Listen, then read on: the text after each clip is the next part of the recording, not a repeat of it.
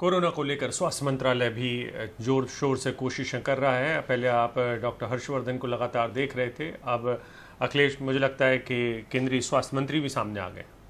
जी हाँ, केंद्रीय स्वास्थ्य राज्य मंत्री अश्विनी चौबे, उनसे बात की हमारे सहयोगी परिमल ने।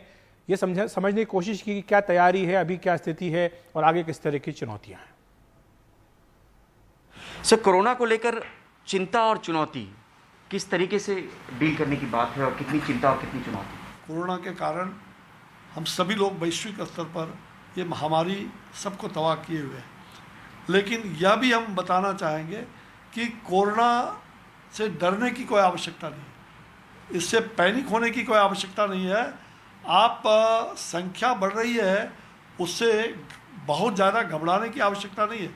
वो हमारे लिए चुनौती है और हम उसको चुनौती के रूप में स्वीकार करके कोरोना को समाप्त करने की दिशा में अनेक प्रकार के कारगर उपाय भी हमने किया। और उसको जहां हमारा ये ठीक है कि संख्या आज जहां दुनिया में उससे भी हम बेहतर है, दुनिया भर के देशों से हम बहुत बेहतर है।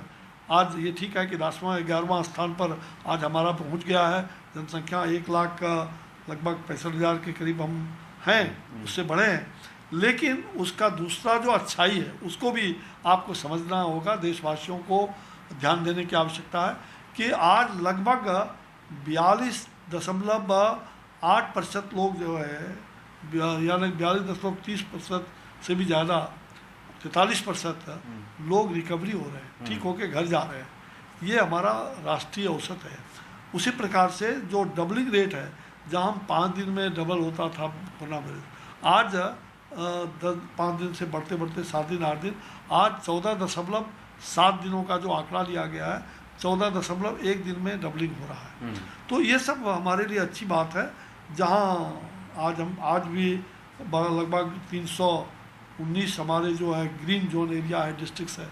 आज लगभग ऑरेंज जोन डिस्ट्रिक्ट जो है 284 है, 130 रेड जोन है डिस्ट्रिक्ट।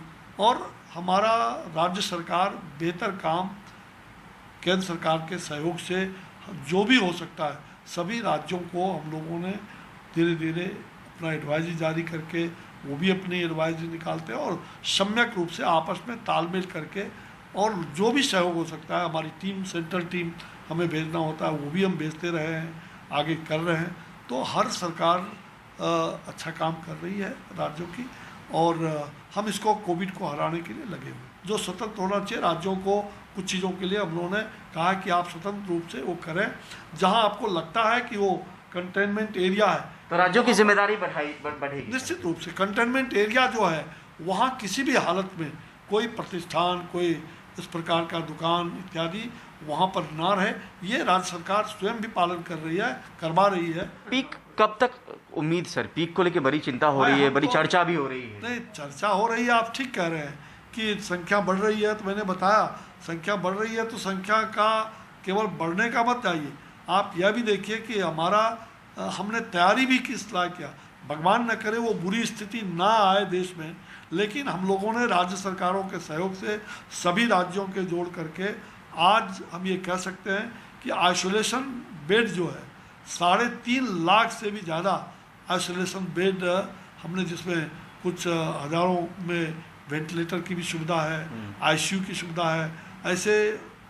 और साथ साथ रेल मंत्रालय के सहयोग से भी 30,000 बोगी में लगभग 3.5 लाख बेड्स तैयार हुए हैं आइसोलेशन के, और उसमें भी आईसीयू इत्यादि का सब प्रकार का है। दवाई और वैक्सीन वो भी काफ़ी हमारे जो देश और विदेश के साइंटिस्ट उसमें लगे हुए हैं, और भारत जल्द ही कोविड के मामले में हम वैक्सीन भी और दवा जल्दी तैयार करके सामने लाएंगे। कब तक उम्मीद सर, एक भरोसा की बात अगर आपको लगता है कि कोई... अगले कुछ महीनों में, चूँकि साइंटिस्ट हैं, शोध कर रहे हैं, रोज कर रहे हैं। हमारे बहुत सारे जो ऐसे इंडस्ट्री, सीरम या जो लोग वैक्सीन बहुत ज़्यादा तैयार करते हैं, वो सभी लगे हुए हैं, और देश विदेश के, अमेरिका के यूनिवर्सिटीज़ के साथ बातचीत करके, और भारत के वैज्ञानिक काफ़ी तत्पर हैं।